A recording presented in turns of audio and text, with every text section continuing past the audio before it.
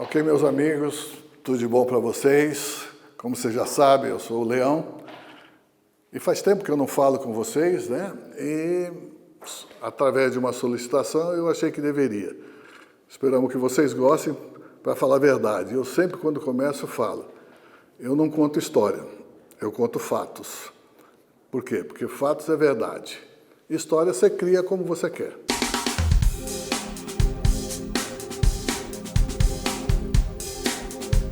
Bom, é só por opção mesmo. E eu ainda fico agradecido, porque até hoje os presidentes me telefonam, me oferecendo cargos, hora de treinador, hora de dirigente. Eu agradeço, mas não aceito. Eu comecei a jogar futebol com 14 anos de idade. 14 anos de idade eu era um garoto, alto, forte, e me falaram que eu sabia jogar e eu comecei a acreditar que sabia. E me tornei profissional com 14 anos. E fui parar com 38, quase 40 anos. É só por isso que eu parei de jogar. Por quê? Porque eu já estava cansado de jogar futebol.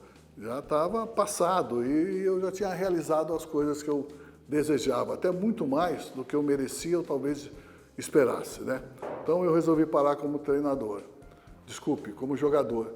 E por incrível que pareça, eu joguei no domingo de tarde e domingo à noite. Os presidentes, inclusive o presidente do esporte e o diretor, foram na minha casa me pedir para assumir. Eu não queria ser treinador, não estava preparado para ser treinador. Nunca pensei que o treinador fosse sair, né? Porque o time não era ruim, o time era bom. Apenas não ganhou um campeonato por circunstância, foi vice. Então foi assim que eu comecei minha carreira. E para satisfação e, logicamente, para mim particularmente, eu fui treinar os meus companheiros. No dia seguinte eu cheguei lá com outra conduta e o pessoal até estranhou, sabe? Mas deu certo, a gente trabalhou bem, ganhamos bem e ficou até hoje. Isso é importante. Esses foram os dois começos da minha vida. Hoje eu sou um homem de 75 anos, né? Que trabalhei no futebol no mínimo uns 50. Passei por muitos clubes como treinador e como jogador. E tive a felicidade de passar pela seleção brasileira também como treinador e também como jogador. E cada um tem a sua maneira de ser, a sua personalidade, né? E eu acho que isso é muito importante. Estou um pouco afastado do meio de futebol, tenho relacionamentos, tudo, mas o futebol hoje está mudando tanto, as equipes estão mudando tanto, é uma outra maneira de jogar. Eu acho que o que jogam hoje não é futebol. Eu acho que é um novo esporte com a bola de futebol, né? Então eu não é prazeroso mais para mim. E falar isso como brasileiro me dá um sentimento talvez até de culpa, né? Mas o que eu vejo no campo não prende a atenção. Então eu adormeço muito cedo, entendeu? Então eu prefiro... Agora, logicamente, que a gente não é que tem obrigação, tem o passado de gostar das coisas do Brasil, né? E eu não vejo, sinceramente não vejo, isso é ruim. Não, o público hoje, o torcedor brasileiro, o povo brasileiro, não tem mais um relacionamento com a seleção brasileira. A paixão dele não é mais a seleção brasileira. Eles torcem mais para os clubes agora do que a seleção brasileira. E isso eu não consigo entender. Então nós temos que mudar tudo, trazer pessoas com brilho próprio e com capacidade. Acho que o futebol virou muito comércio. Deixou de ser esporte, deixou de ser cultura, deixou de ser lazer para ser negócio. Então hoje só fazem negócio. Os clubes de coração de todos vocês estão sendo vendidos. Então, pera um pouquinho, desde criança, eu tenho um clube no coração. O cara vendeu o meu clube, trocou a cor da camisa, Para quem que eu vou torcer? Para o dinheiro ou para o meu coração? Eu acho que tudo que tirou a essência do futebol, do torcedor, da maneira de ser, virar profissional demais, virar comercial demais, deve-se tudo a um pouco. Tudo. Porque alguns aceitam, outros não. O que aceitam, continua. Os que não aceitam, se afastam. E às vezes, aquele que tem capacidade para gerar e se torna silencioso, talvez ele tenha até um pouco de culpa, porque ele poderia ajudar mais. Eu acho que o Brasil está precisando repensar tudo isso novamente. Aí você vai falar para mim, mas você é contra jogador? Você é contra técnico estrangeiro? Não, não sou. Mas quantidade não significa qualidade. Por exemplo, a quantidade de técnicos que tem aqui é um absurdo, estrangeiro. Eu posso falar porque eu fui técnico no estrangeiro também. Agora, eu não concordo com o técnico estrangeiro na seleção brasileira. Para mim, isso é o fim da falência, entendeu? Essa é a minha opinião. Seguidamente, os técnicos acontecem assim, desconhecido para cá e daqui a pouco desabrocham. Todos eles são assim. Se nós pegarmos a quantidade de técnicos que passaram pelos times do Brasil estrangeiros, e quem deixou legado e fez sucesso, não dá 10%, não dá 5%. Não é melhor ficarmos com os nossos e criarmos novos treinadores? Agora tem o tal do comércio, né?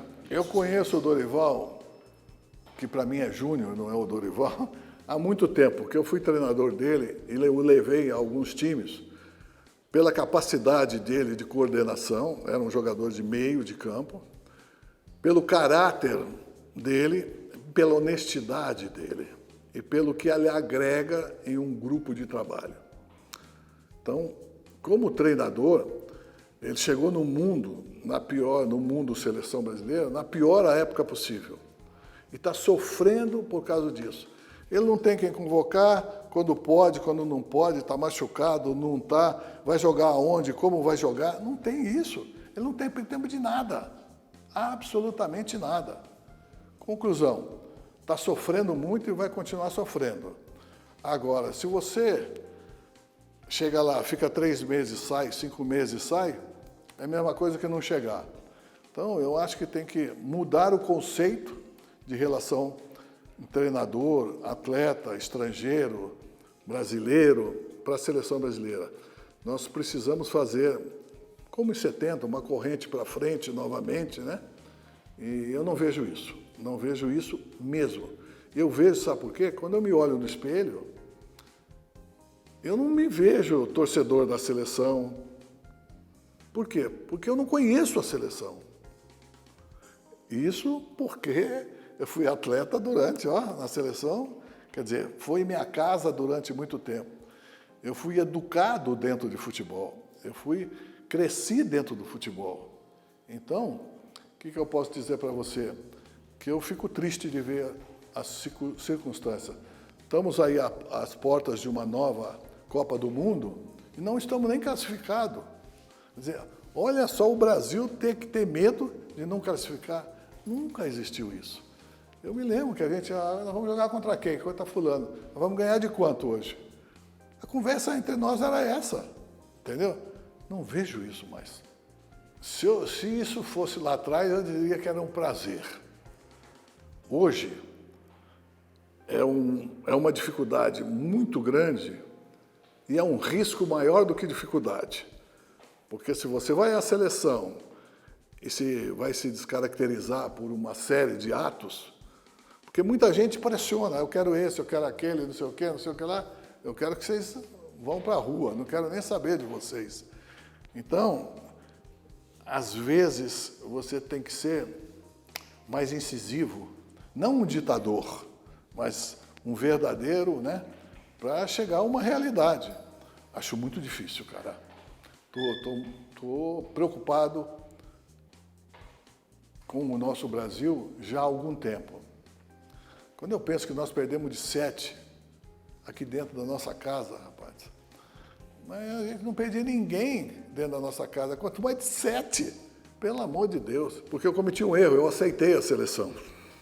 Eu não deveria aceitar a seleção naquela circunstância, porque aquele presidente, ele não me queria, ele me pediu para o Lopes, que era o diretor de futebol, porque o Lopes tinha sido preparador físico meu, dentro do Vasco, nós tínhamos amizade e temos até hoje, e eu estava no esporte, o esporte tinha sido campeão, estava um oba-oba danado, boa campanha, relacionamento bom, ex-atleta de peso do futebol brasileiro, e foi isso que aconteceu.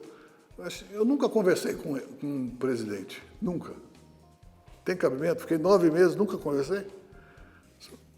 E eu já sabia que ele estava conversando com outro 2 meses antes da minha saída.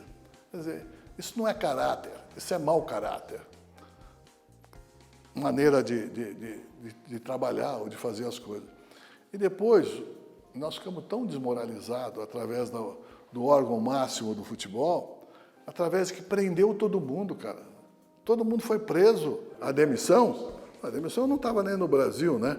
Nós jogamos e eles queriam que nós jogássemos. Não deixaram convocar nenhum jogador estrangeiro. Não deixaram convocar nenhum jogador de time grande. E você vai jogar com o campeão do mundo num torneio, quer ganhar? Não, cara. Espera um pouquinho. Mas é aquele negócio. É boi de piranha, entendeu? Eu já sabia que isso ia acontecer. Mas queria ver por dentro. E me decepcionei. Ainda bem que uns foram presos, outros estão exilados do futebol.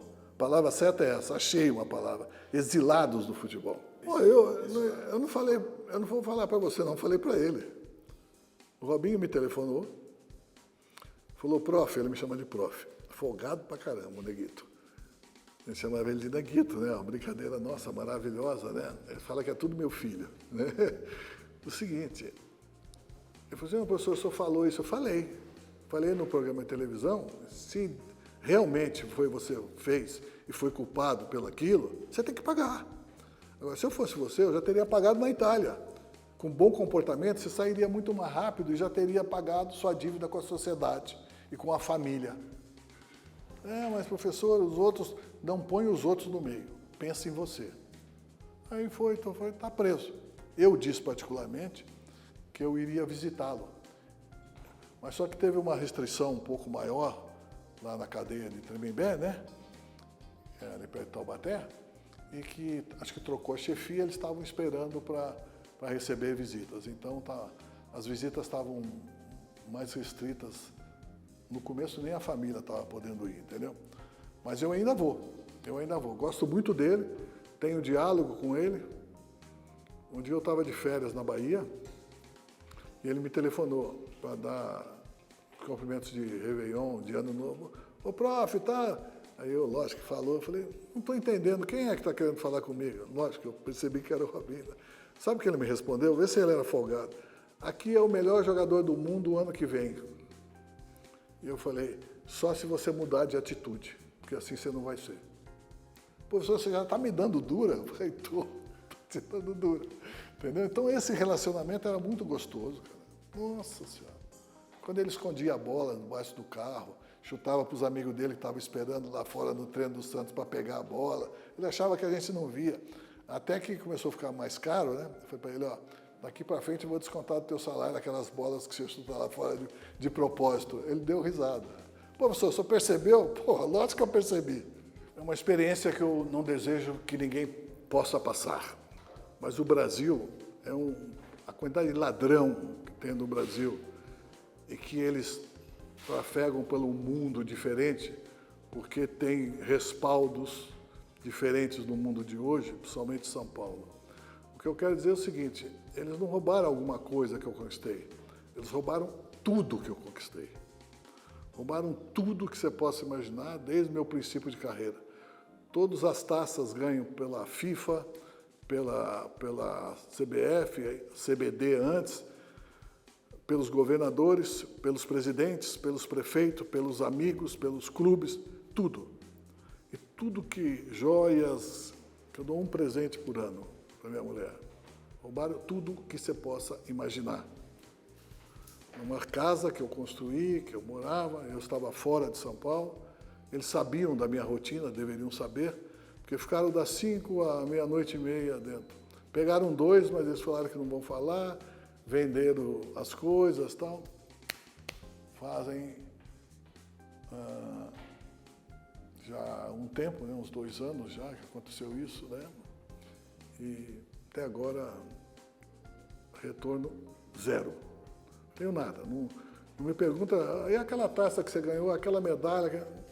Não tenho nada. Fiquei órfão do meu passado.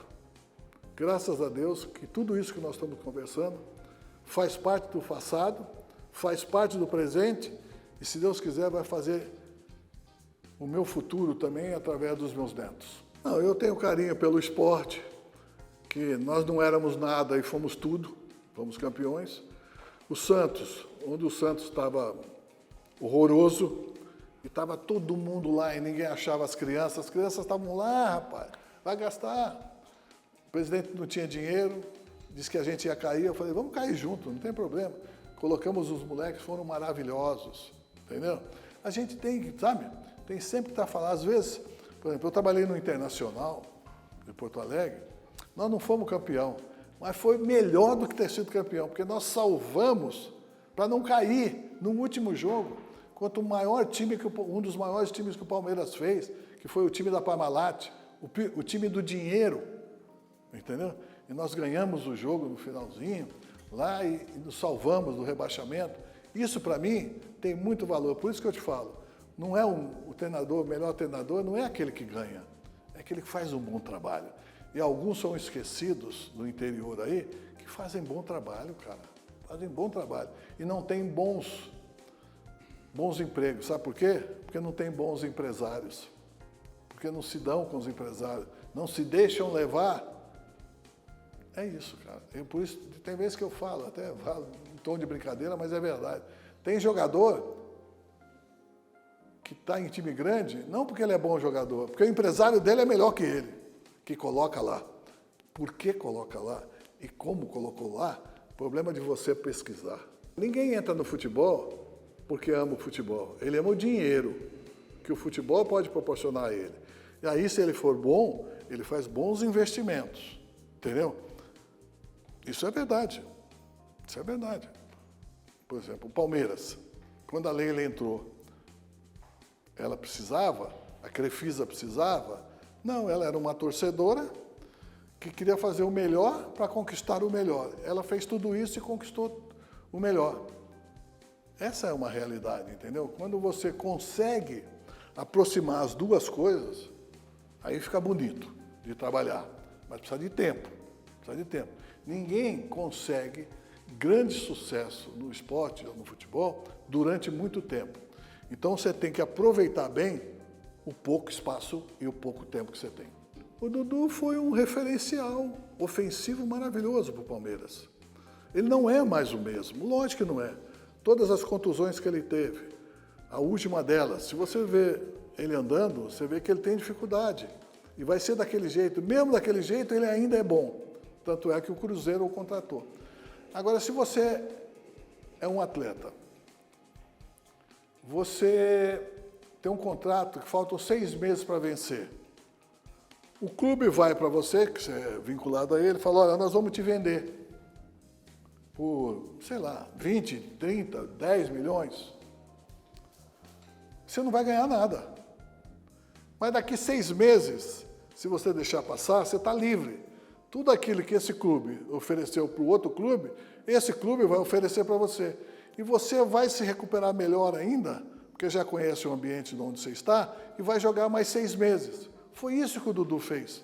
Agora, o final do diálogo foi muito feio. Foi muito feio o diálogo, né? Não precisava. Não precisava. Por sinal, eu não sei nem do que eles que falaram que o Dudu ofendeu a Leila. Eu não sei nem, pra você ver, né, que eu estou meio por fora. Eu não sei nem do que ele chamou a Leila. Mas disse que, né, ele postou um monte de taça. Puxa vida, isso tem valor pra caramba. Quem ganhou a taça? O Palmeiras. Quem foi, eu diria assim, os veículos que deram a oportunidade do Palmeiras ganhar? Os atletas do qual o Dudu fazia parte. E a presidência, a diretoria do qual a Leila era a chefe. E continua sendo. Tem que ter ciúme de ninguém, não, cara. Eu acho que tem muita verdade. Não na porcentagem, né? Porque eles não lidam muito com a gente, né? E como tem de vocês. Tem cara que se acha jornalista falso e o cara não é. É que em função de outras coisas, aconteceu fatos que não sabia, mas que te falaram e você pegou o carro andando, entendeu? Não. É que eu sou, assim, muito decisivo. O que pode e o que não pode. O que deve e o que não deve. horário com horário. Então eu ali, chegou atrasado, marquei 10 horas, Não chegou 10, 10 e 15, eu não vou dar mais entrevista para você não. Eu acordei cedo, supostamente. Me preparei, fiz a barba, arrumei o meu cabelo, pus camisa limpa, passei um perfume para você ficar sentado esperando você? Não, não vou não. Vê se a tua namorada ia te esperar. Não, você ia perder o casamento, cara, entendeu? Então esse mito ficou, mas tem muito de verdade, porque eu sou duro mesmo. Não quer, pode ir embora. Ali a diretoria pede rescisão de contrato. Isso eu sei fazer. Às vezes erradamente, mas era necessário. Às vezes você tem que errar uma vez para consertar todos os que você tem. Porque todos eram seguidores daquele que estava errado. Entendeu? Todo mundo quer ir no lugar festivo. Todo mundo quer ficar dentro da concentração, treinando, ninguém quer. Então é mais ou menos por aqui. Mas eu acho que a minha vida toda foi bem positiva. Agradeço por tudo que consegui. Conquistei muito mais do que eu esperava. Porque no dia que eu falei para o meu pai, que eu tenho 2 irmãos médicos, né? Que eu não ia ser o terceiro médico, eu tinha que ter peito para falar isso para ele, né, cara? Falei, não, é muito sem graça ser médico, eu falei para ele. Né? Aí fui, estudei outras coisas, aí comecei a jogar e tal, nem achava que ia acontecer o que aconteceu. No fim, eu, meu pai, meus irmãos, minha família, ficamos felizes com todos. É mais ou menos por aí.